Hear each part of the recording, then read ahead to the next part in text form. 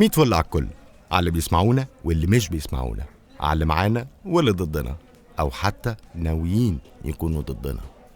شعور صعب جدا وإحساس بشع، إحساس لا يطاق. خليني أقول مش بس شعور، دي عيشة لا تطاق، عيشة مخيفة. تخيلوا يا جماعة قد إيه عيشة لا تطاق. الواحد لما بيكون عنده إعاقة مؤقتة ولا رجله متجبسة ولا إيده متجبسة، شوفوا قد إيه حياته بتكون صعبة لغاية ما يفك الجبس. تخيلوا بقى لو انت معاق وانا معاق وكل المجتمع او 90% معاقين وماشيين مع بعض وكلنا معاقين في بعض. ايه ده؟ وتتخيلوا ليه؟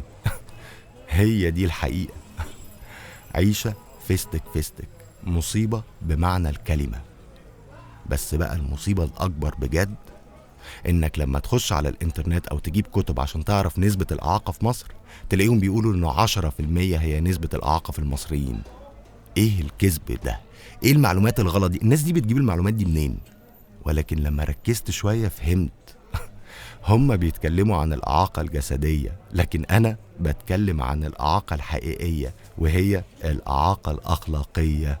لأننا مش قابلين المعاقين في المجتمع، ودي إعاقة، ومش بنديهم الحرية، ودي إعاقة، ولا الاندماج في المجتمع ورفضينهم تماما، وهي دي الإعاقة الحقيقية، لأنها إعاقة أخلاقية وكارثة إنسانية.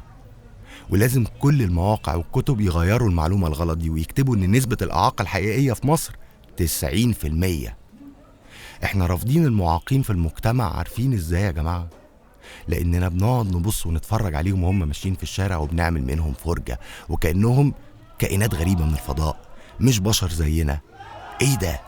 معقولة؟ احنا بقينا مجتمع معاق وما تربناش كلنا، فعلا كلنا ما تربناش على قبول المعاقين. انا كمان كنت بقعد ابص عليهم في الشارع لغاية ما اكتشفت الحقيقة المرة، ان انا اللي معاق. تربية زفت، تربية فيستك فيستك. احنا وصلنا لمرحلة اننا قعدنا نهلل لما اخيرا بقى للمعاقين ممثل في لجنة الدستور، وكأننا عملنا اللي ما اتعملش. هو ده الانجاز اللي وصلنا له؟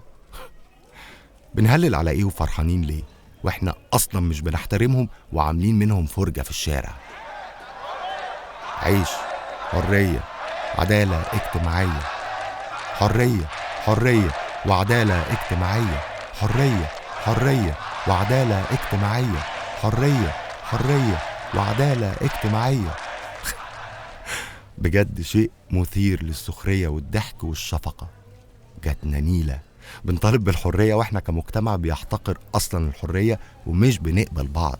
حرية ايه اللي بنطالب بيها يا جماعة؟ كل واحد فينا عايز يكون يتغير من حواليه وهو مش عايز يتغير، وكده ما ينفعش. ما ينفعش نمنع الحرية والعدالة الاجتماعية عن اي انسان. انتوا عارفين يا جماعة في مليار معوق تقريبا في العالم، 80% منهم في الدول النامية. يعني كل ما الدولة بتبقى متقدمة نسبة الإعاقة بتقل. انتوا ايه رأيكم يا جماعة؟ مين المعاق الحقيقي؟ اكتبوا كومنتس وتعالوا نتكلم ونسمع بعض ونستفيد من بعض، ونشوف ازاي ممكن نكون مجتمع غير معاق أخلاقيا، وازاي نفهم معنى الحرية ونطبقها ونديها لبعض في المجتمع ونقبل بعض. وأكيد أنا بتكلم عن مفهوم الحرية السليم، الحرية التي لا تضر بحرية الآخرين.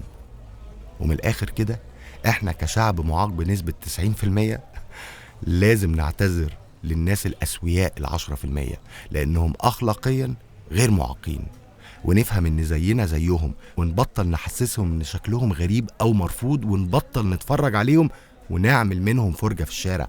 ده احنا يا جماعة وصلنا لمرحلة إنك بتشوف معاق ما بقتش بتمد إيدك تساعده، تعديه الشارع، تقدم له أي خدمة، تسيب له ركنة، تسيب له كرسي. إيه ده؟ إيه يا جماعة ده؟ لازم نتخلص من وصمة العار اللي على جبيننا كلنا. لازم نكون بني آدمين بمعنى الكلمة وعندنا أخلاق، وده لو فعلا عايزين المجتمع يتقدم لقدام ومصر ترجع زي زمان. محمد سعيد.